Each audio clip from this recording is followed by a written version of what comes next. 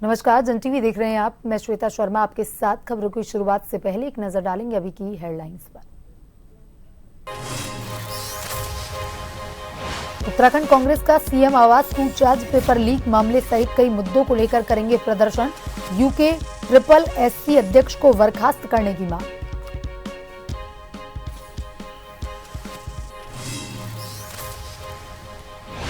CM helpline 1905 की आज होगी समीक्षा। मुख्यमंत्री पुष्कर सिंह धामी की अध्यक्षता में बैठक। हेल्पलाइन में शिकायत करने वालों से सीएम लेंगे फीडबैक।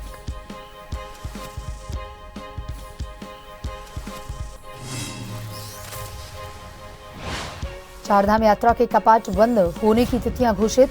सबसे पहले गंगोत्री धाम के कपाट 22 अक्टूबर को होंगे बंद। 23 अक्टूबर को बाबा केदारनाथ और यमुनोत्री धाम के होंगे। हल्द्वानी में लैब निर्माण में देरी पर सांसद भट्ट ने जताई नाराजगी।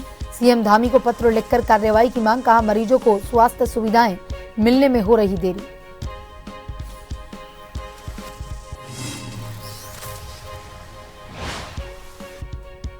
देहरादून में सीएम धामी ने दशहरा महोत्सव में की शिरकत।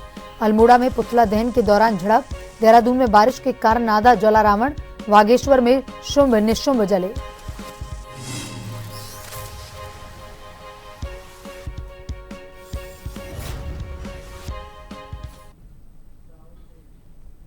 और अब खबरें विस्तार से। उत्तराखंड कांग्रेस आज मुख्यमंत्री आवास कूच कार्यक्रम करने जा रही है। यूके SSSC परीक्षा पेपर लीक मामले को लेकर कांग्रेस सरकार के खिलाफ मोर्चा खोल रही है। कांग्रेस पार्टी ने इस प्रकरण में 3 प्रमुख मांगे उठाई। पेपर लीक की जांच हाई कोर्ट के सिटिंग जज की निगरानी में CBI से करवाई जाए। यूके SSSC अध्यक्ष गणेश सिंह को तत्काल बर्खास्त किया जाए। लीक हुई परीक्षा को रद्द कर नई परीक्षा तिथि घोषित की जाए।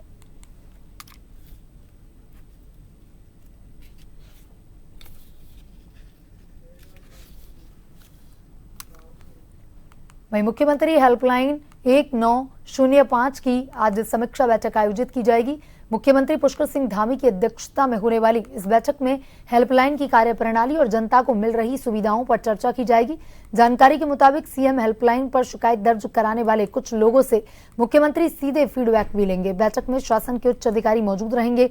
यह समीक्षा बैठक आज दोपहर 12:30 बजे सचिवालय में शुरू होगी।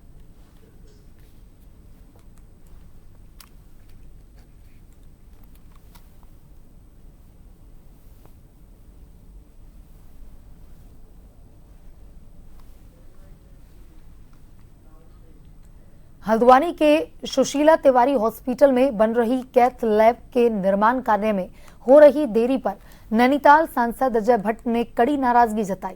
सांसद ने इस मामले में मुख्यमंत्री पुष्कर सिंह धामी को पत्र लिखकर कार्यदायी संस्था मंडी परिषद पर कठोर कार्रवाई की मांग की। सांसद अजय भट्ट ने कहा कि लैब का निर्माण कार्य समय पर पूरा न होना गंभीर लापरवाही है। इससे मरीजों को बेहतर स्वास्थ्य सुविधाएं मिलने में देरी हो रही है। उन्होंने कार्य की धीमी रफ्तार को लेकर मंडी परिषद पर सवाल उठाए।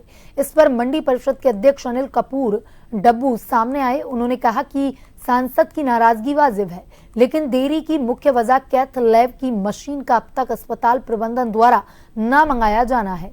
अनिल कपूर डब्बू ने मंडी परिषद की साख का बचाव करते हुए कहा कि परिषद अब तक 400 से अधिक भवनों का निर्माण कर चुकी है और किसी पर भी गुणवत्ता को लेकर शिकायत नहीं आई है।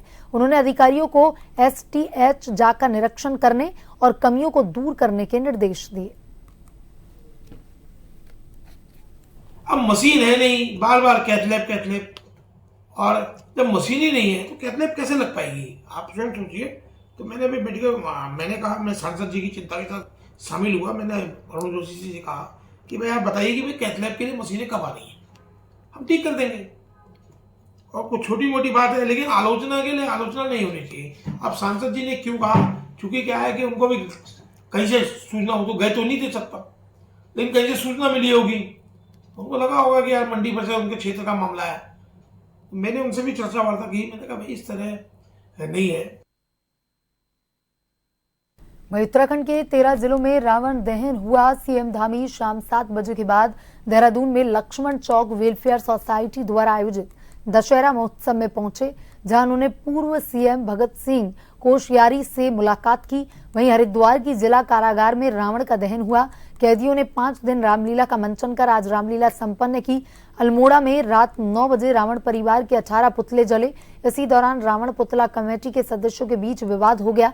मामला झगड़े और मारपीट तक पहुंच गया। पुलिस ने बीच बचाव कर स्थिति को शांत कराया। इससे पहले राजधानी देहरादून के परेड ग्राउंड में बारिश के कारण रावण, कुंभकर्ण और मेघनाथ के पुतले आधे ही जल पाए। इसी कारण सीएम पुष्कर सिंह धामी कार्यक्रम में जल्दी लौट गए। यहां 130 फुट ऊंचे पुतले का दहन हुआ। शाम करीब 4 बजे के बाद राजधानी में बारिश के कारण पुतले भीग गए। कार्यक्रम में शामिल होने आए लोग बारिश से बचने के लिए कुर्सियों का सहारा लेते नजर आए। इसके अलावा देहरादून के प्रेमनगर के दशहरा ग्राउंड में भी बारिश के कारण रावण आधा जला और लोग बिना पूरा कार्यक्रम देखे ही लौट आए।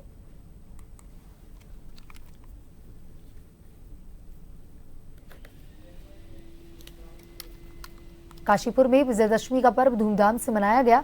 रामलीला मैदान में रावण का, कुंभकर्ण के 55 और 50 फीट के पुतलों का दहन हुआ। इस मौके पर मुख्य अतिथि के रूप में स्थानीय विधायक त्रिलोक सिंह चीमा ने शिरकत की। दोपहर में भारी बारिश होने के बावजूद देर शाम रामनगर रोड स्थित रामलीला मैदान में भारी भीड़ उमड़ी। मंच पर रंगारंग कार्यक्रमों के बाद भगवान श्री राम ने रावण, कुंभकर्ण का वध किया। इस दौरान आतिशबाजियों ने लोगों का खासा मनोरंजन किया। सुरक्षा व्यवस्था के लिए पुलिस प्रशासन ने खास इंतजाम किए। ट्रैफिक डायवर्ट कर व्यवस्था को दुरुस्त रखा गया। कीचड़ होने के बावजूद लोगों का उत्साह देखते ही बन रहा था।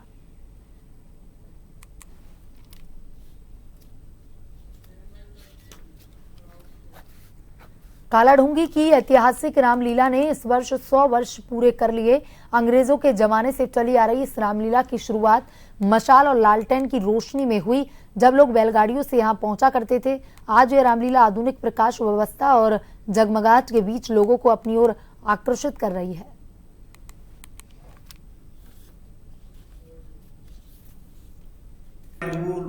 दादाजी लोग इस दुनिया में नहीं है, स्वर्गवास हो गया है उनका काफ़ी समय, 20 साल हो गए, लेकिन इस रामलीला को लगभग 100 साल पूरे हो चुके हैं। और उस समय ये मसाल जला के, बैलगाड़ी से और टायर जला के, इससे लोग आते थे, टॉर्च से और लाइटों से ही उस टाइम पे घर से तख्त उठा उठा के स्टेज बनाया जाता था और बड़े दिक्कतों से उस टाइम पे रामलीला होती थी। आज तो हमारा ये रामलीला मंच कालाढूंगी का जो विशाल रूप ले है और बुजुर्गों से चली आ रही है। इसमें जो बुजुर्गों का हमें आशीर्वाद है वो बहुत सुंदर, हमारे जो क्षेत्रीय कलाकार हैं उनके द्वारा ये लीला को यहाँ पर मंचन किया जाता है और छोटे छोटे कलाकारों को जिन्हें मंचन देने की हम कोशिश करते हैं। जब हम लोग आते थे तो मशाल जला के, उससे पहले जो रामलीला होती थी तो हमारे माता पिता लोग आते थे और लालटेन जला के बैलगाड़ियों में आते थे यहाँ से और कोटाबाग से, और ये देवीपुरा, रतनपुर, सूरपुर, यहाँ से लोग आते थे। ट्रैक्टर तो होते नहीं थे, बैलगाड़ियों में आते लालटेन जला के। असत्य पर सत्य की जीत का पर्व दशहरा पूरे उल्लास के साथ मनाया गया। श्री रामलीला अभिनय कमेटी पायते वाली रामलीला कोसी रोड के तत्वाधान में एमपी इंटर कॉलेज क्रीड़ा मैदान में राम रावण के बीच हुए भीषण युद्ध का मौजूद दर्शकों ने पूरा आनंद लिया। तो वहीं हजारों की संख्या में पहुंचे लोगों ने भगवान राम की पूजा करते हुए उन्हें पुष्प अर्पित किए। इसके बाद रावण और कुंभकर्ण के विशाल पुतलों का दहन हुआ। पुतला दहन के बाद भगवान राम की विजय यात्रा पूरे नगर में बैंड बाजों के साथ निकाली गई। मेले को लेकर पुलिस प्रशासन द्वारा भी सुरक्षा के पुख्ता इंतजाम किए गए। इस दौरान एसडीएम प्रमोद कुमार, सीओ सुमित पांडे पूरे मेले की निगरानी करते नजर आए।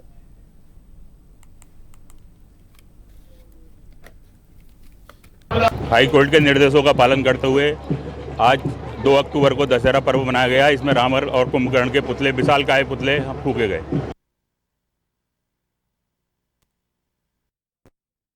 विजयदशमी पर मलीताल में राम सेवक सभा भवन में राम, लक्ष्मण, हनुमान की वानर सेना के साथ शोभा यात्रा निकाली गई। रावण भी अपनी सेना के साथ मलीताल खेल मैदान पहुंचा। मैदान में राम आरती की गई। इसके बाद राम रावण युद्ध की लीला दिखाई गई। श्री राम का तीर लगते ही रावण जमीन पर गिर पड़ा। इसके साथ ही रावण, कुंभकर्ण और मेघनाथ के पुतले धू धू कर जल उठे।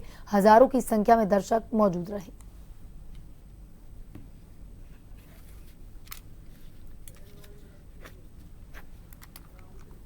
चंपावत जिले की लोहाघाट की ऐतिहासिक एवं प्रसिद्ध रामलीला का भव्य समापन हो गया। अंतिम दिवस के मंचन में मर्यादा पुरुषोत्तम भगवान श्री राम और रावण के बीच युद्ध का सजीव चित्रण किया गया। दर्शकों ने तालियों और जयकारों के बीच इस अद्भुत प्रस्तुति का आनंद लिया। रामलीला मंचन के दौरान रावण के वध का दृश्य देखते ही पूरा मैदान जय श्री राम के नारों से गूंजा। जैसे ही रावण का पुतला दहन हुआ, आसमान में पटाखों की गूंज और रोशनी ने माहौल को दिव्य बना दिया। हजारों की संख्या में जुटे श्रद्धालुओं ने इस क्षण का उल्लासपूर्वक स्वागत किया। इस रामलीला की विशेषता यह रही कि स्थानीय कलाकारों ने पारंपरिक वेशभूषा और शैली में पात्रों का अभिनय कर दर्शकों को भाव विभोर कर दिया।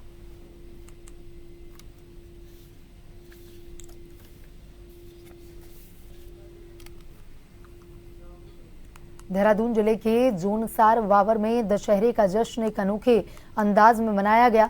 यहाँ रावण दहन नहीं होता बल्कि गागली युद्ध होता है।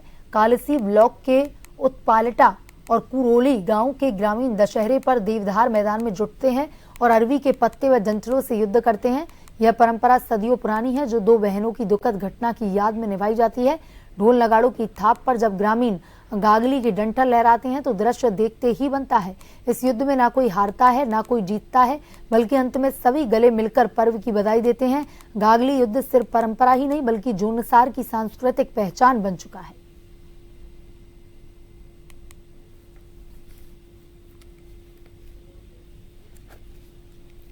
उसका अफसोस जो आज तक भी उसका जो अफसोस है, अफसोस हम दोनों जो गांव के जो लोग हैं, हमारे दाई भाई कुरोली वाले हैं और उत्पालटा वाले हैं और हम दोनों तीनों वाली के लोग उस अफसोस को मनाते हैं। एक पक्ष एक कन्या का अफसोस लेके आता, दूसरा पक्ष के दूसरा कन्या का अफसोस लेके आते। हम ये कहते हैं कि हे कन्या माता, हमको माफ़ करो, जो हमसे अनजाने में किसी भी परिवार की ओर से गलती रही होगी, तो उसका अफसोस आज भी व्यक्त करते हैं। शायद ये लेगेसी अभी तक पता नहीं लंबा चले। अभी तक इस बात में अभी तक कोई ऐसा प्रमाण नहीं आया है कि भाई ये कब खत्म होगा।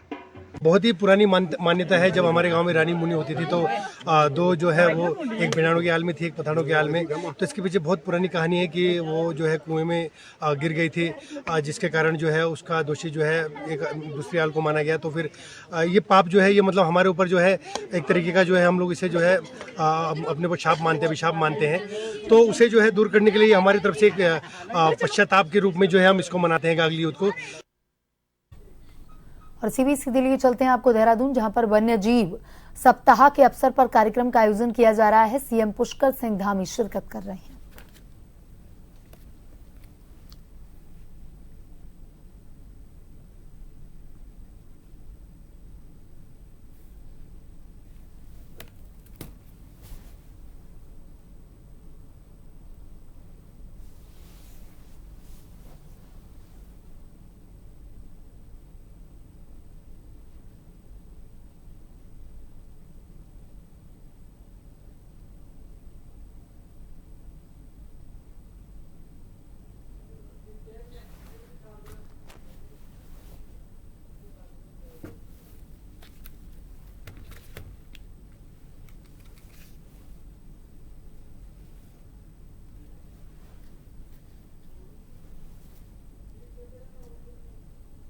और सीधी तस्वीरें आप देहरादून से देख रहे हैं, जहां पर वन्य जीव सप्ताह के अवसर पर सर वन्य जीव में आज शामिल हुए। कल आपने जागरूकता रैली को भी हरी झंडी दी थी, किस तरह से आप देखते हैं, क्योंकि हमारा प्रदेश बायोडाइवर्सिटी वाला है, यहाँ पर बहुत हमारी जैव विविधताएं हैं और हमारे यहाँ हमारी संस्कृति भी वन्य जीवों के संरक्षण की रही है। हमारे देवी देवताओं के साथ भी, चाहे हम देवी के वाहन की बात करें, भगवान शंकर महादेव के गले की बात करें, हमेशा उनके साथ रहना होता है। उल्लू वाहन है ऐसे, इसलिए ये जैव जो सप्ताह है हमारा, हम ये संकल्प लेते हैं कि हम प्रकृति का संरक्षण करेंगे, जीवों का संरक्षण करेंगे और हमारा जो विकास का मॉडल है वो विकास का मॉडल इकोलॉजी, इकोनॉमी और टेक्नोलॉजी, इन सभी सबका बैलेंस बनाता हुआ एक मॉडल, क्योंकि राज्य के अंदर जो हमारा फॉरेस्ट है वो भी बहुत बड़ी संख्या है। कुल हमारा जितना भी क्षेत्रफल है उसका 71% जो भूभाग है वो वनों से आच्छादित है और इन वनों में हमें सभी प्रकार के जीव मिलते हैं। और ये हमारे जहाँ संस्कृति के भी वाहक हैं, वहीं हमारी जो आर्थिकी है वो भी बहुत जुड़ी हुई है। जैसे अब यहीं मालसी डियर पार्क में ही आप देख रहे होंगे, जब से यहाँ पर टाइगर आ गए तो यहाँ की जो आने वालों की संख्या है पर्यटकों वो बहुत बढ़ गई है। इसी प्रकार फाटो रेंज है, कॉर्बेट है और स्नो लेपर्ड्स हैं, वो भी हम उन सब दिशाओं में, उन सब क्षेत्रों में काम कर रहे हैं, जिससे कि हमारे टूरिज्म में इको टूरिज्म भी हमारा बढ़े। सर, सीएम हेल्पलाइन की आप समय समय पर समीक्षा करते हैं, आज भी उसकी समीक्षा है और किस तरह से देखते हैं, क्योंकि कई बार कर्मचारियों की लापरवाही भी सामने आई, कई बार आपने निर्देश भी दिए।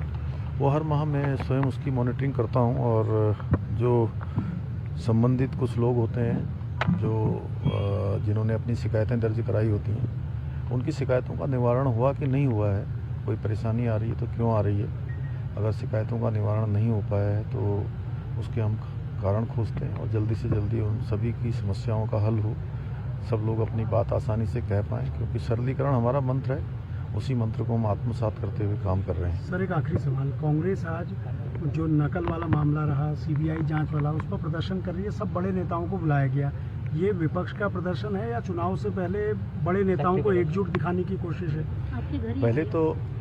पहले तो उन सबको आपस में सलाह कर लेनी चाहिए कि वो सीबीआई जांच से खुश है कि नहीं है, क्योंकि ये तो छात्रों की मांग थी, हमने छात्रों की मांग और हमने कहा है कि आगे भी जो छात्रों की मांग होगी उन सभी न्यायोचित मांगों पर हम काम करेंगे।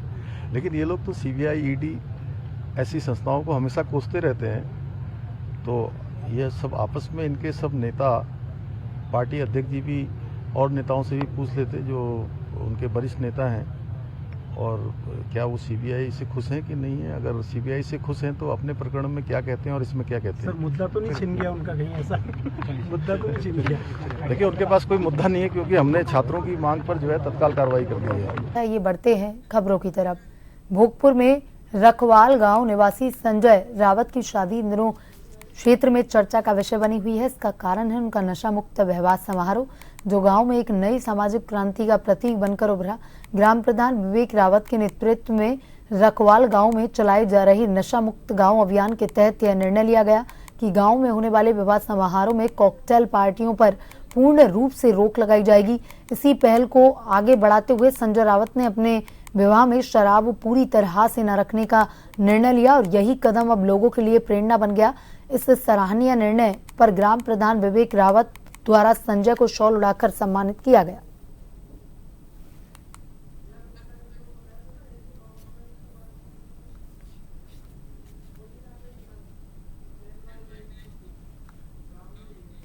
शीतकाल के दौरान उत्तराखंड के 4 धाम की कपाट बंद होने की तिथि तय कर दी गई है। इस वर्ष बाबा केदारनाथ के कपाट 23 अक्टूबर और बाबा बद्रीनाथ धाम के कपाट 25 नवंबर को रीति रिवाज और प्राचीन परंपराओं के साथ बंद कर दिए जाएंगे और इसी तरह 22 अक्टूबर को गंगोत्री धाम और 23 अक्टूबर को यमुनोत्री धाम के कपाट बंद होंगे।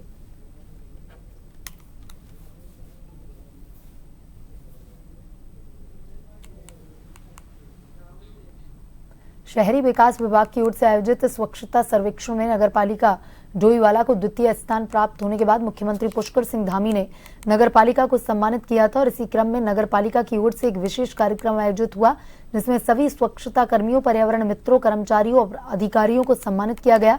कार्यक्रम में मुख्य अतिथि के रूप में पहुंचे डोईवाला विधायक बृजभूषण ने सभी को स्मृति चिन्ह भेंट किया। उन्होंने कहा कि डोईवाला की सफाई व्यवस्था न पूरे प्रदेश का ध्यान आकर्षित किया। डोईवाला नगर निकाय अब एक मॉडल के रूप में सामने आ रहा है।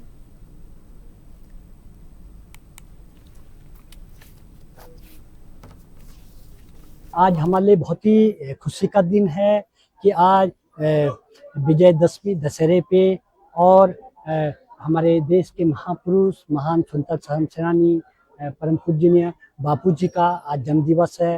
परम पूजनीय हमारे पूर्व प्रधानमंत्री आदरणीय लाल बहादुर शास्त्री जी का जन्म दिवस है। नगर पालिका के द्वारा ये बहुत सुंदर एक आयोजन यहाँ पर किया गया है सेवा पखवाड़े के तहत। और यहाँ पर आप सब लोगों को मैं तो सबसे पहले अपनी नगर पालिका के चेयरमैन साहब, सभी सम्मानित सभासदों को, हमारे ईओ साहब और सभी विशेषकर हमारे सभी सफाई कर्मचारी जो हमारे भाई बहन हैं, उनके मेहनत से, उन्होंने जो लगन से जो जिम्मेदारी उनको स्वच्छता की, सफाई की नगर पालिका के 20 वार्डों में दी गई थी, उन्होंने बहुत अच्छा काम उन्होंने किया और हमारे नगर पालिका डोईवाला प्रांत के अंदर, हमारे प्रदेश के अंदर आज उसको दूसरा स्थान मिला है। रामनगर के लखनपुर स्थित शहीद पार्क में मोहल्ला पंपापुरी के कुछ लोगों ने इलाके के सभासद वन विभाग पर गंभीर आरोप लगाते हुए शुक्रवार को धरना प्रदर्शन किया। प्रदर्शनकारियों ने जिलाधिकारी से इस मामले में न्याय दिलाने की मांग की। धरने पर बैठे संजय शर्मा ने बताया कि उन्होंने कुछ वर्ष पहले इस क्षेत्र में एक प्लॉट खरीदा। आरोप है कि इलाके के सभासद नवीन सुनेजा की मिलीभगत और वन विभाग की लापरवाही के कारण उनके प्लॉट में लगी पिलर और तारवाड़ तोड़ दी गई, जबकि उनके आसपास मौजूद अन्य प्लॉट्स को नहीं छुआ गया।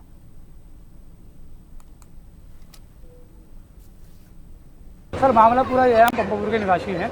पंपापुर में हमारा एक अपना खुद का सन 90 से बना हुआ मकान है, जहाँ पर हम रहते हैं। जस्ट के पीछे हमारा एक प्लॉट है, जिस पे वन विभाग द्वारा और सभासद द्वारा, नवीन सुनेजा के द्वारा डीएम महोदय का नाम लेकर के उस पर कब्जा किया गया, जिस पर हमने जब आरटीआई लगाई है तो आरटीआई पे उनके पास कोई भी आदेश की कॉपी नहीं है प्लॉट तोड़ने की। और अन्य वो जवाब जो है डीएम महोदय ने एसडीओ साहब और एसडीएम साहब को आदेश किया था वो प्लॉट की जांच के लिए। जांच के दौरान एसडीएम साहब ने वहाँ पर 3 प्लॉट और अवैध पाए हैं, जिनको तोड़ने का आदेश दिया गया है, लेकिन एसडीओ उसमें कोई भी कार्रवाई करने को तैयार नहीं। आपका प्लॉट तोड़ दिया है? हमारा प्लॉट तोड़ दिया गया है, जिसमें तारबाड़ लगी हुई थी पिल्लरों के साथ। राजपुर थाने के एसएचओ को निलंबित कर दिया गया है। मामला बुधवार की देर रात का है, जब राजपुर थाने के एसएचओ श्रेकी कुमार ने नशे की हालत में अपने निजी वाहन से कई वाहनों को टक्कर मारी, जिसमें कुछ लोग घायल हुए। घटना से प्रभावित हुए लोगों ने घटना स्थल पर हंगामा किया। देहरादून के एसएसपी अजय सिंह ने मामले को तुरंत संज्ञान में लेकर त्वरित रूप से कार्रवाई करते हुए श्रेकी कुमार को निलंबित कर दिया।